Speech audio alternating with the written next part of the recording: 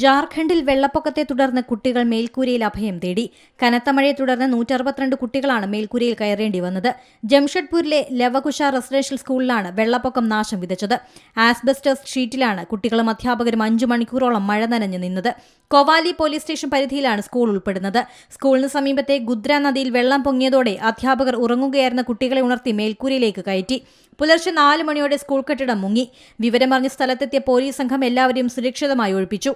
ഒറ്റനില കെട്ടിടം പൂർണ്ണമായും മുങ്ങിയിരുന്നു. ജാർഖണ്ഡിൽ എല്ലായിടത്തും കനത്ത മഴയാണ്. അടുത്ത 2 ദിവസങ്ങളിൽ ഒറ്റപ്പെട്ടയിടങ്ങളിൽ രൂക്ഷമായ മഴ തുടരുമെന്നാണ് പ്രവചനം. ജൂലൈ 5 വരെ ഇടിമിന്നലോടുകൂടിയ മഴയ്ക്കുള്ള സാധ്യതയാണ് പറയുന്നത്. ജാർഖണ്ഡിന്റെ വടക്ക് കിഴക്കൻ മേഖലയിൽ ശക്തമായ കാറ്റോടുകൂടിയ മഴയുണ്ടാവുമെന്നാണ് മുന്നറിയിപ്പ്. ബംഗാൾ ഉൾക്കടലിൽ രൂപം കൊണ്ട ന്യൂനമർദ്ദവും ചുഴലിക്കാറ്റിന് സമാനമായ സാഹചര്യവുമാണ് ജാർഖണ്ഡിൽ മഴ രൂക്ഷമാക്കിയത്. ഏറ്റവും പുതിയ വാർത്തകളും വിശേഷങ്ങളും വിരൽത്തുമ്പിലറിയാൻ സീ മലയാളം ന്യൂസ് എല്ലാ ഡിജിറ്റൽ പ്ലാറ്റ്ഫോമുകളിലും ലഭ്യം.